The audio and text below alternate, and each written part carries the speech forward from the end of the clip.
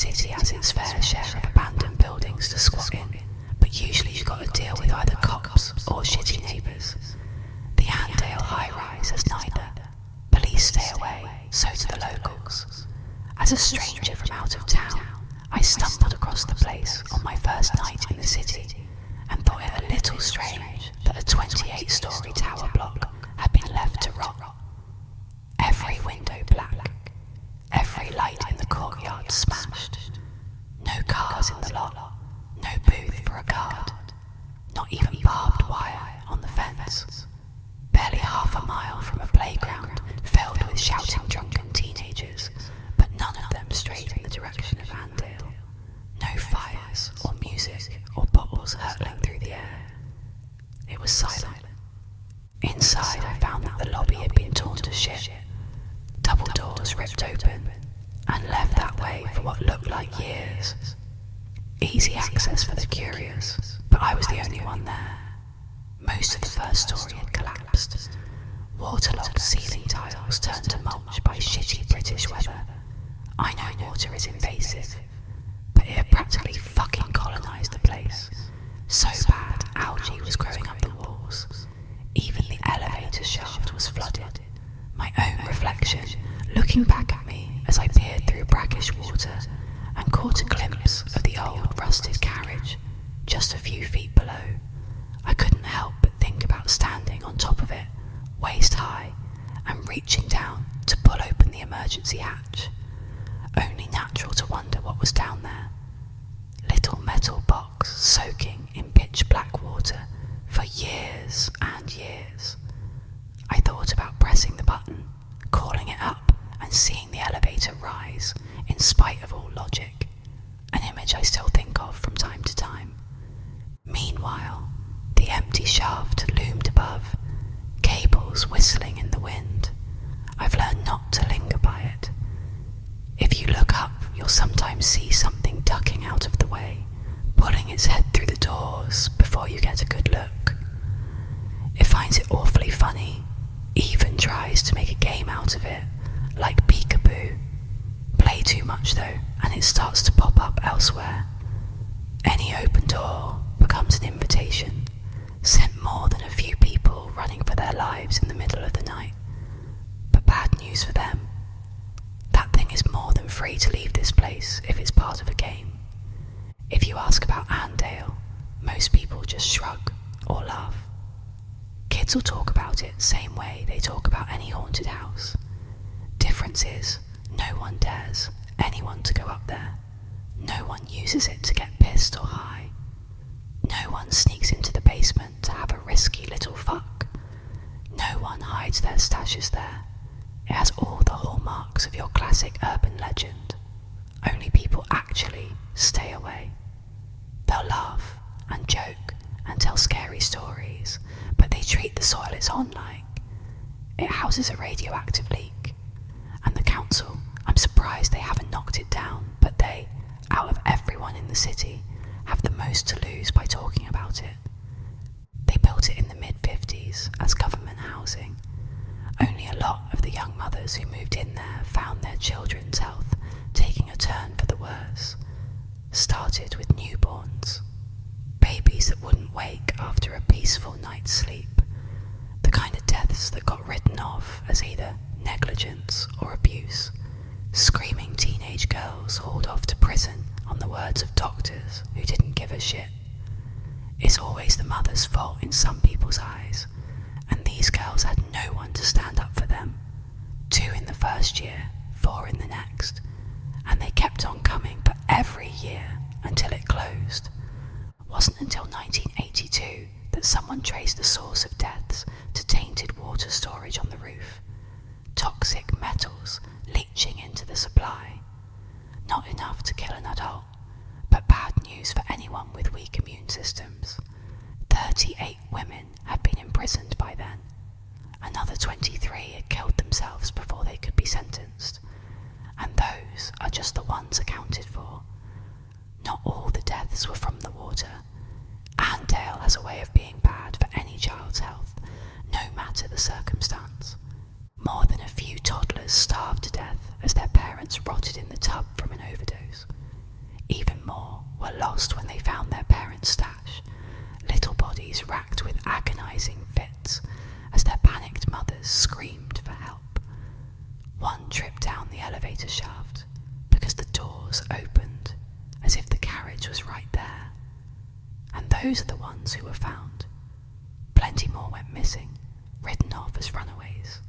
In the end, Andale's reputation as a cursed place got so bad the only way out was to shut the whole thing down, board it up, erase it from the records, pretend it never happened and just forget.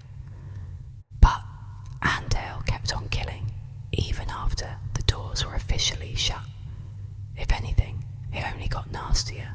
Talked to one cop who told me he found a guy dead from sepsis on the 6th floor, couple years after the place was shut down. No one could fucking believe it.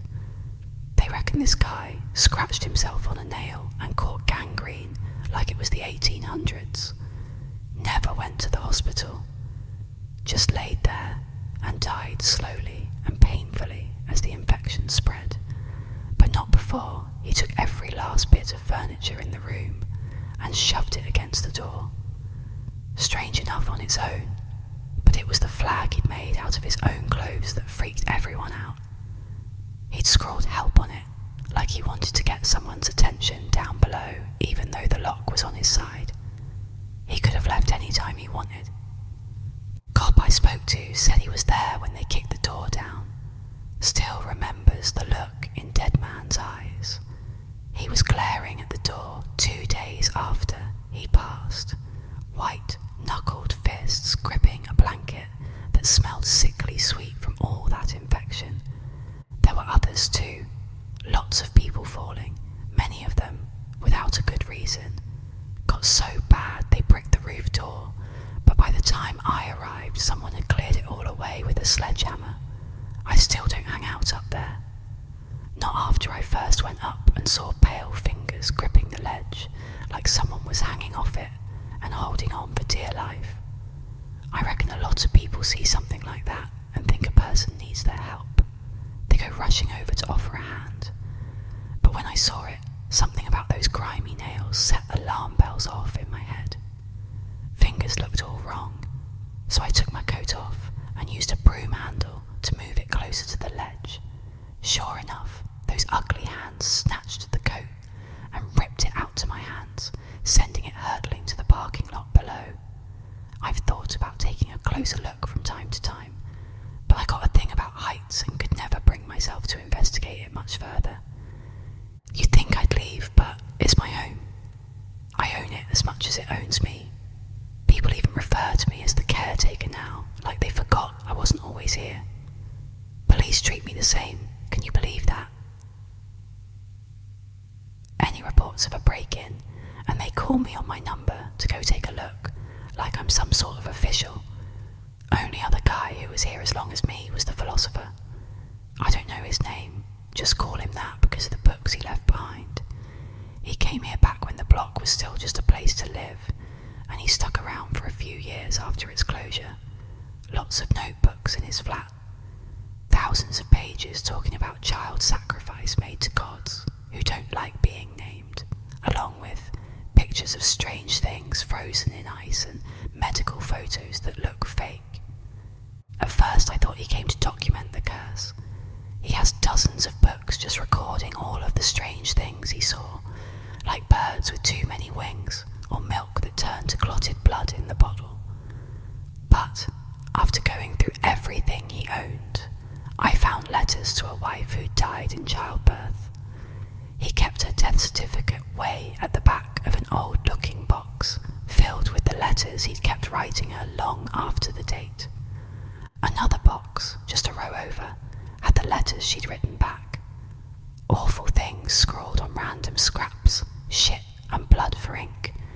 He dated them himself, and sometimes wrote notes about how they came to him. Delivered by a rat that was cannibalized in front of me. Pulled by my dentist from a cavity in my mouth. Written in the web of a spider with 13 legs. Anyway, he gives away the real reason he moved to Andale in one of the letters. says that Andale was the key to helping her, that he was weeks away from figuring out how to open the door, told his wife he'd bring her back, told her he knew how. I've never figured out where he went next or what happened to him, but his apartment was locked when I found it, and likely would have stayed that way if the key hadn't turned up in my inside pocket on the first morning. Now I live in his old place. It's safe in there. He's written things on the wall that keep everything well behaved, symbols that I don't understand but which are easy to trace, so that's what I do. I go over them every couple of months, and so far they've kept me safe and sane. Because you do need protection in Andale. I don't know when, in its history, the curse went from something mundane to something very real and very dark. It wasn't all just bad luck or poverty. Not by the end, and certainly not anymore. You can't just go strolling around Andale, certainly not at night. It's dangerous. For one thing, it attracts a constant rotation of the deeply unwell who are likely to attack on sight if you're lucky. They usually turn up dead in the halls come morning, although sometimes it's just bits of them that I come across. Strips of skin floating on the brackish water that floods the basement stairwell, or bloodied fingernails embedded in the ceiling plaster. Weirdest one was a single tooth in a light bulb. Bloody gum still attached to the root, the glass all around it somehow intact. Many of them come here with business, something a little like the philosophers, rituals, bargains, things like that. It's not a good idea to interrupt them or to give them even the slightest hint you might be a problem. Every night I lock my door and wait for Andale's business to finish and come. Morning I do a sweep, floor by floor, and clean up whatever's left of the tower. Blocks strange pilgrims. Most of the rituals don't look real to me. In fact, I reckon a lot of people who come here just end up as victims of something or someone else. There are a lot of reasons to stay out of Andale at night, and most of its visitors strike me as a little naive. Most of what I see looks like it got stolen from a bad death metal album. I once found a book called Satanism and Witchcraft in the 21st Century. It's hard to imagine that the secret inner workings of the universe can be found in something with an ISBN number and 3,000 Amazon reviews. Of course, not all attempts at exploiting Andale's energy are so hackneyed. I had one guy turn up at my door and pay me $3,000 in cash just to show him the darkest corner in the building. I wasn't sure what he meant at first, thought he meant light and shadow. Sort of, he replied when I explained this to him. Darkness like that can be part of it, but I'm looking for a corner. Has to be a right angle or more acute. Ideally, more acute. You understand that term, right? He'd seemed arrogant, and that last sentence confirmed as much. Good-looking guy in his late 20s, nice suit, looked like the stereotypical banker. Acted like one too. Plenty of places like that, I said. Lots of funny rooms in Andale, people trying to make the most of limited space. Sometimes the walls meet at tight angles, sure, but I don't know what you mean about dark. There's the basement. It's flooded. Can't think of anywhere darker than that. He bit his lip and hesitated for a second or two, as if he was actually contemplating it. Not a bad suggestion, actually, but no, too difficult to reach. And I don't just mean dark, as in the absence of light. I mean dark like under the bed. Dark like that one chip in a wall that leads to a hollow space between the bricks, and as a child, you can't help but wonder what lives there. Somewhere that just inexplicably feels like it's not got as much of God's attention on it as everywhere else. I thought about this for a second. His words were vague, but damn if I didn't know what he meant. A corner, I asked, has to be an acute corner. He nodded. I think I know the place, real creep. I took him to a flat on the 8th floor. It was run down like everywhere else, but there was still enough of its old furniture lying around. You can pull open random drawers in there and still see the cutlery people once used. There's even an old analog TV on an old stand. You can perch on what's left of the sofa and stare at that TV and get the feeling you knew the people who lived there once. Run your thumb over the dials on the toaster, the handle of the fridge, or the yellowing plastic of a light switch, and feel an aching loss that creeps up on you out of nowhere. Look up, and you'll see that the light fixture has been torn out of the ceiling, like someone had tried swinging from it. Not a big place, by the way. 3 rooms. A bedroom with a double bed all rumpled up, a living room/kitchen, and a tiny little spare room that looked like it once would have been used for storage, or a washing machine maybe, if you were single and childless. A slither of space, a triangle carved out of whatever room was left over when other more important walls had been put up. That sofa I mentioned, the TV, they were all placed so whoever was sat down could always keep an eye on that room and its contents. You see, they put a cot inside and it's still there. Blue bottle flies circling overhead. You can't see inside the cot, not unless you went in and actually pulled the blankets out. But it's been decades and no one has managed it yet.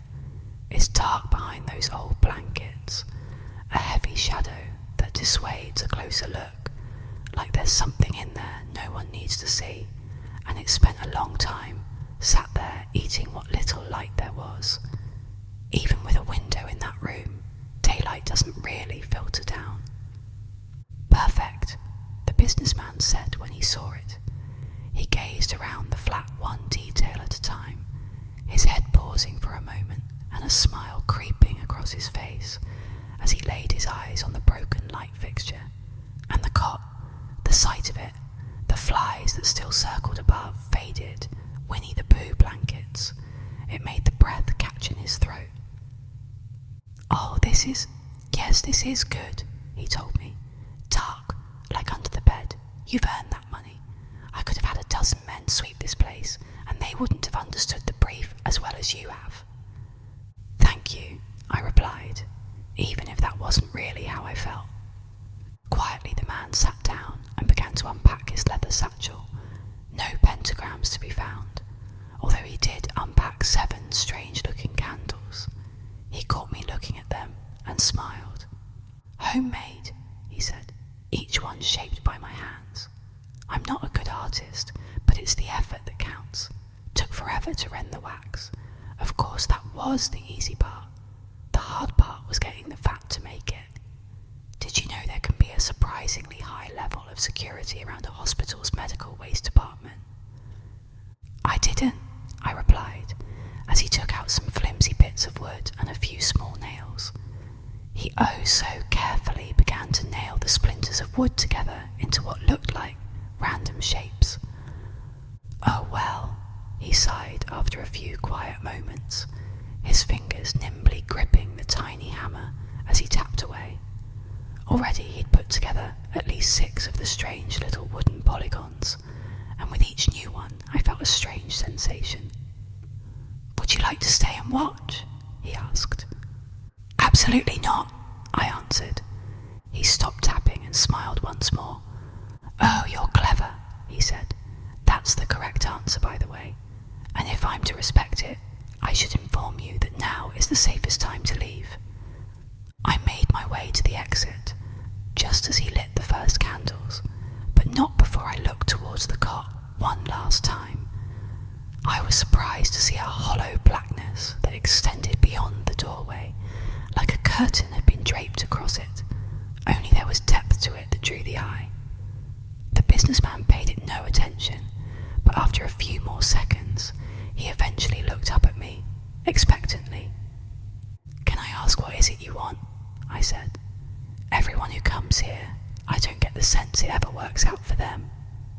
"I'm looking for a new kind of afterlife," he replied. "Do you need one?"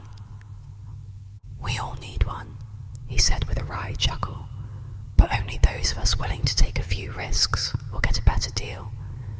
Everyone else, he grimaced, is worth the bother, but look who I'm speaking to. He looked to the darkness that enveloped the doorway. Shapes could be seen floating past. You should leave now, he said. I pulled the door shut and, noticing that the sun was rapidly setting, ran to my apartment where I knew the walls would keep me safe. When I returned the next day, the man's satchel was still where I'd last seen it, propped against one arm of the sofa.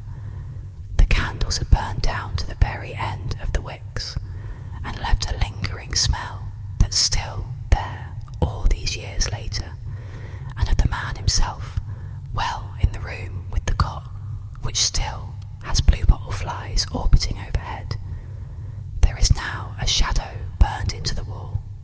It's blurry and diffused, but vaguely recognisable as a man on his knees, his head pressed to the floor in a gesture of supplication.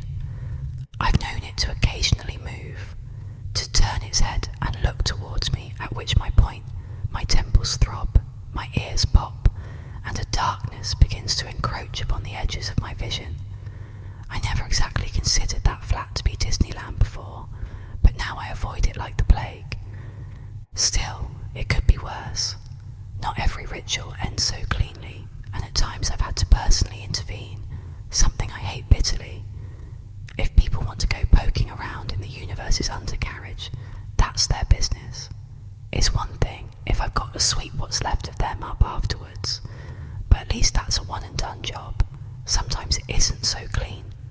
One guy turned up and told me he'd be a new resident, my neighbour, and we'd get to know each other. A bumbling old man with an upper-class accent and the look of a professor who was down on his luck. He set up in the room next to mine, and no matter how little I spoke to him, he never really got the hint and kept trying to act like a good friend. Few times I did initiate conversation, it was to tell him the place he'd chosen didn't have much in the way of protection. He pointed to some funny little rashes and told me they were his protection. Over the next few weeks, I'd bump into him from time to time, always on his hands and knees, scraping some dank corner or mouldy pile of bumpy growths. He collected fungi, told me on the first day, and I'd often see him wiping his samples onto petri dishes that he whispered quiet words to whenever he thought I wasn't around. I don't think he was sane, but he probably wasn't completely balmy because he lived long enough to get a sense of Andale and only come out in the day.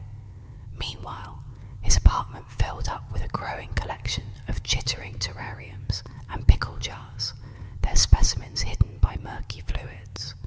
All over, he planted and cultivated strange mushrooms and moulds, encouraged them to soak up the darkness of Andale and set them to grow in the rife conditions he cultivated. Towards the end, his living room had mushrooms growing out the walls, plaster crumbling beneath microbial armies until there was only concrete and rebar, and even then, mould continued to grow and thrive. A few times I peered in and found him feeding meat to the frilly growths that exploded out of the old furniture. During this time, the symbols on our shared wall would often grow hot, and I found myself having to replace them on a nearly daily basis as he tinkered away on the other side. I asked him once or twice to tone it down.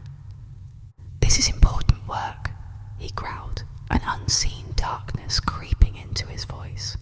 "I'm not some ditzy crackhead trying to summon the Baphomet. I'm not looking to get high. This is science. Progress. That's what I'm working towards." "Yeah, well, your progress is trying to eat its way into my flat. Can you ask it to stop?" He stopped, froze in mid-gesture, like I'd said something either profoundly stupid or insightful, or likely a bit of both. He looked at the rashes on his arms that had, by now, started to sprout some of their own strange fruit. When he finally spoke again, it was sly, like a lecherous old man propositioning a nurse. "This fungi," he said, had samples of it in the university for 30 years. Can you imagine? They never even realised what they had until I found it and unlocked its potential. Now I've finally found the source, and I can do things no one else thought possible. This entire time, my thesis has depended upon the idea that the fungus has a capacity for information processing way beyond anything we've considered before. And your idea is a good one, you know. Asking it just might be an option. He scuttled off without another word, and for the next few days he set about the building like a furious little honeybee in spring, poking and prodding, setting trap after trap, and cleaning them vigorously of any rats or mice he caught. When I did my morning sweeps, I find him hovering over Andale's latest victims, scraping what was left of them into transparent bags for his own purposes. "Don't mind me," he'd mutter. "It's worthless to you, but these poor souls could help me achieve great things." This persisted for another month. He no longer scraped mould or mushrooms off old apartments. He became interested only in meat, and by the time it came to an end, I can say confidently that I have never smelled anything worse than the prickly, musty odour that wafted out from under his locked door. It became so bad that I began to wonder if I might have to ask for police help and have him removed when, finally, he simply disappeared from Andale's halls. One morning he was there, annoyingly shooing me out of the way as he lowered jars into the flooded basement, and then the next he was gone, and Andale's halls were silent once more. But that didn't mean he had moved out. Far from it, actually. It took 2 days before I decided to just go ahead and break his door down.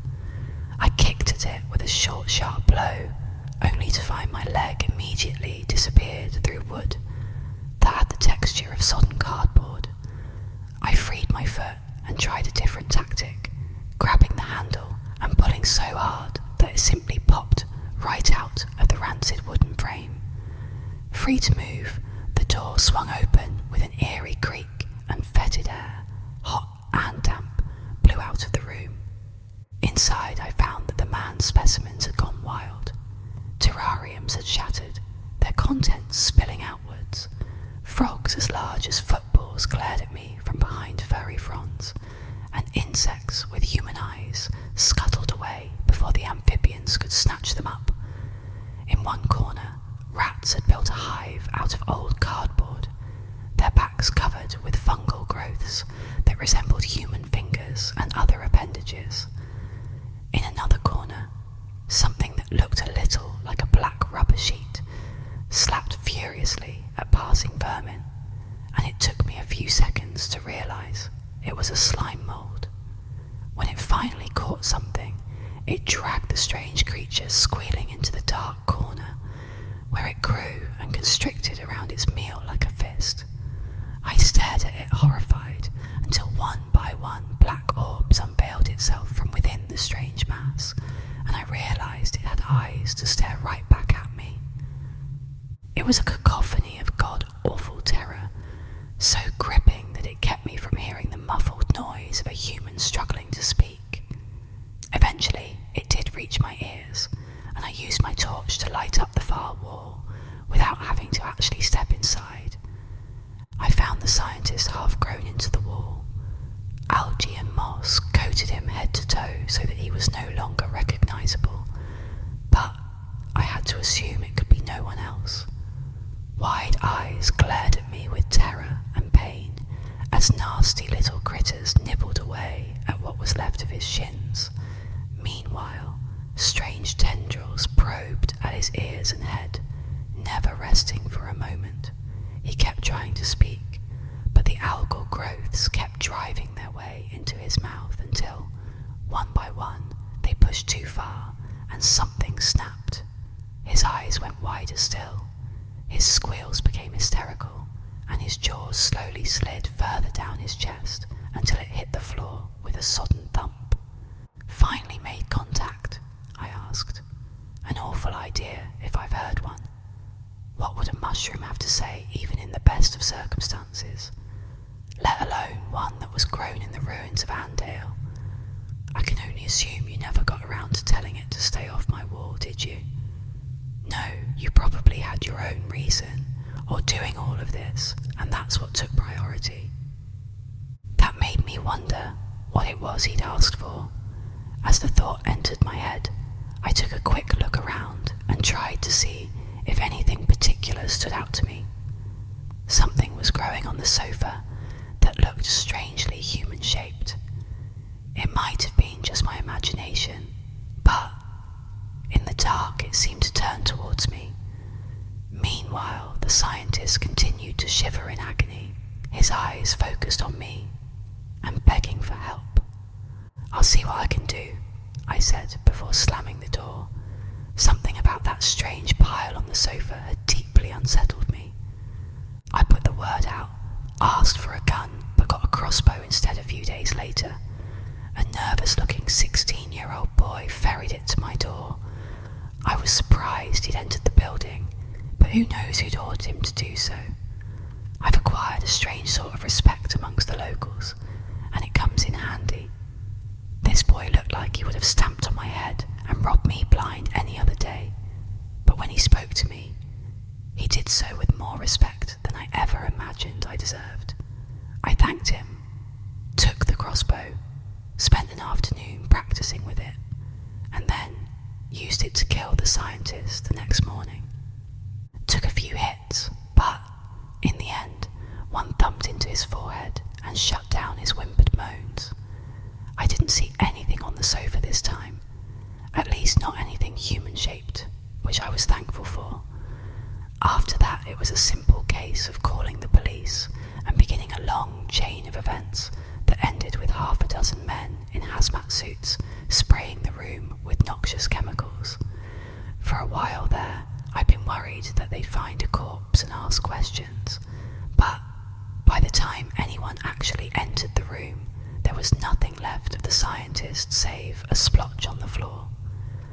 I never did figure out exactly what it was he was after, although it is not uncommon for my morning sweep to turn up a body, or part of, covered in fungal growths, and I have been known to occasionally catch glimpses of a strange person lowering themselves into the floodwater of the elevator shaft. Of course, I might just be making connections that aren't really there. All sorts of things live in that water. The entire level is flooded, and if something was down there, it'd have free rein over quite a large space. It's a strange world down there. I should know on account of one visitor who gave me a very bad time. I'll call him the fisherman, since he came to Andale because of the flooded basement. Saw a photo that's been circulating around for a while now. If you know where to look, God knows who took it and how, but it shows the flooded stairwell leading to the basement, and beneath the brackish surface is a hand that's all out of proportion. Fingers splayed with perfect symmetry like a starfish. It is reaching up, out of the depths, and resting gently on the third step below the water. When I first met him, he was sitting happily with his feet over the edge of the flooded shaft, water up to his knees, with a rod and line set up beside him. It was quite a surprise at first, seeing him there with a little fly fishing hat, a chubby but healthy-looking man in his 40s with an egg mayo sandwich in one hand and a phone playing Candy Crush in the other. I called out to him as I approached, because in my experience, startling someone in Andale is bad for your health, no matter how sane the visitor appears. He looked up when I caught his attention and smiled amiably. "Hello," he waved with his sandwich. "You're the caretaker." "Yes, I am," I answered. "And you are?" "Just a tourist," he smiled. "Care to join me?" The sun had risen only moments ago. "You weren't here when it was dark, were you?" I asked, more than a little suspicious. "Oh no, you've only just caught me. Been here barely 10 minutes before you showed up. I I was told you'd be willing to help in exchange for a small fee." "What sort of help?" I asked. "Oh, just give me a nudge if any of the lines start moving," he said, while pointing to a rod he'd set up beside the basement stairs.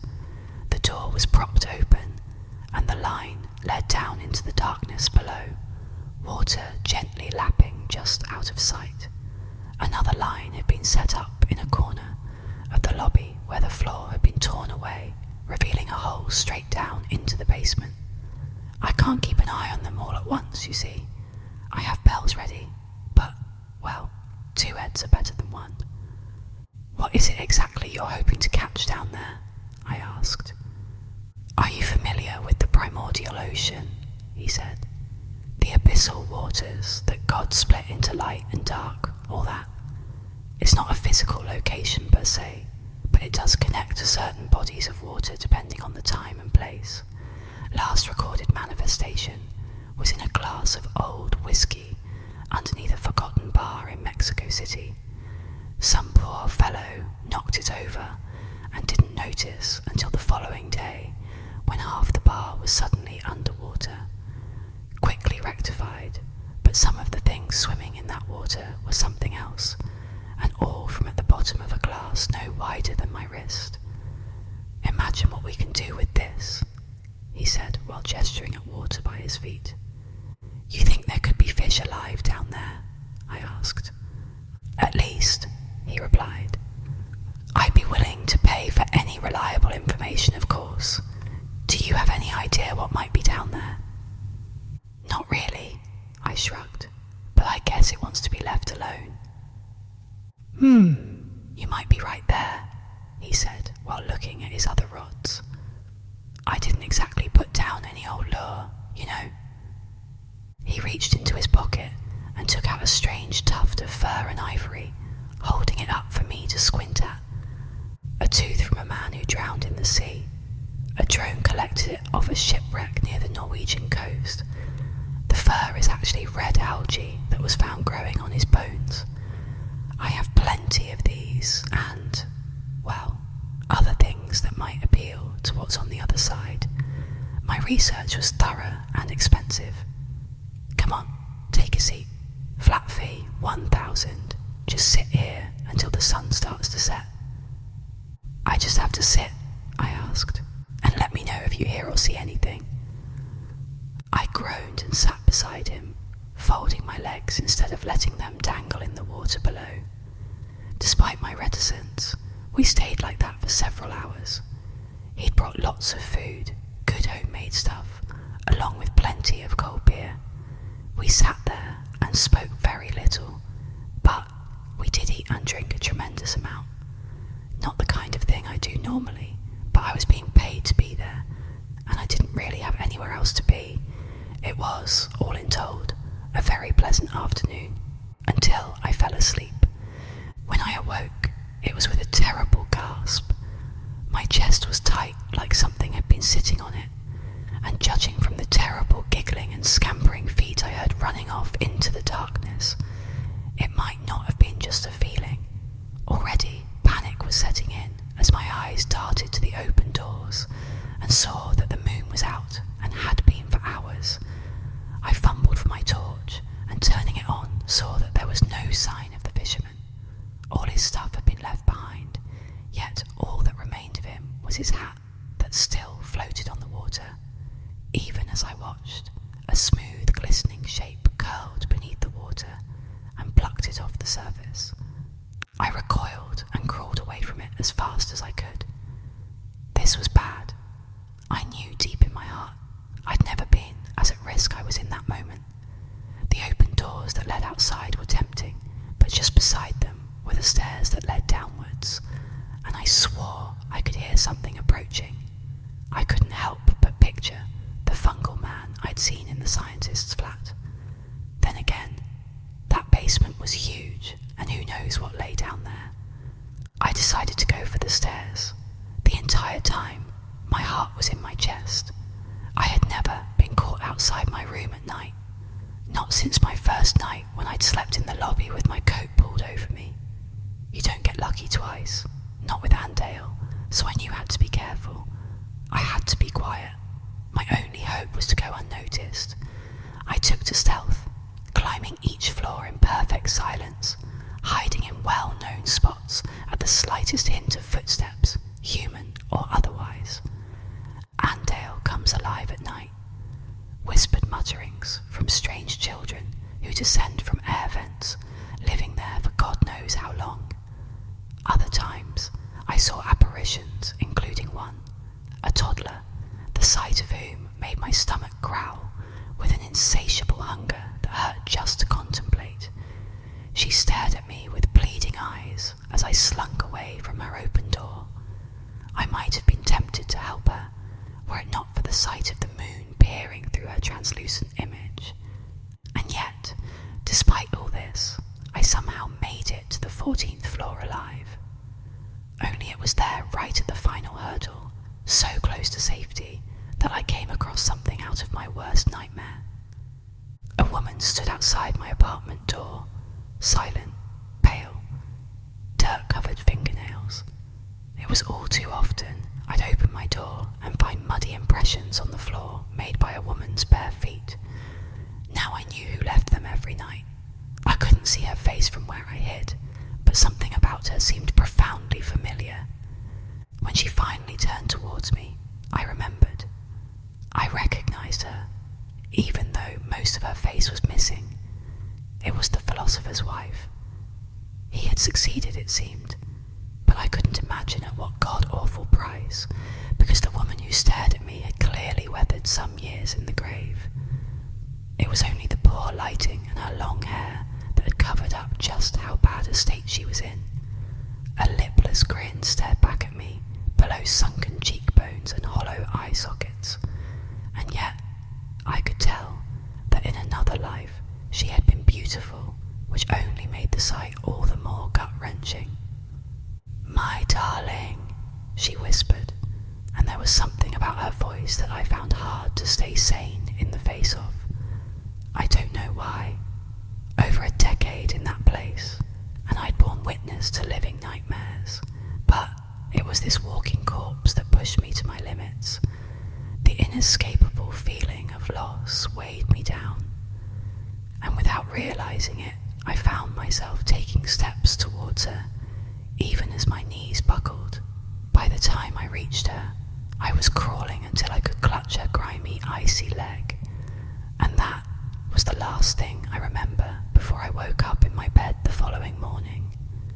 Everything seemed normal, so completely mundane that I could have written the whole thing off as a bad nightmare. But there were footprints leading from my bed to the door, and later on I found the fisherman's things much as he left them, although when I finally reeled his lines in, I found the lures gone and replaced with bits and pieces of the man who'd first set them up. I threw it all into the water below and decided it would be best to forget him. Every now and again, of course, I can't help but check my peephole at night. I never did before that, but now I do. I see her every single time. She looks sad. Hurts me to think of her out there. It ought to be terrifying, but it's more like someone's ripped out my stomach and heart and let all my insides fall out the bottom. Each time I see her, I wonder what exactly was it he did to bring her back. He leaves only one hint, a final letter, I think. It's not like he dated them. In it he says he would give everything to have her in his arms once more. Not only his life, but everything he's already lived. Every sunset, every good dream, every nightmare, every victory, every loss, every little memory that makes him who he is. He'd give it all just to save her. Sometimes I wonder about him, figuring we'd probably be about the same age. I'd like to think back and imagine what it would have been like for the two of us to meet as young men.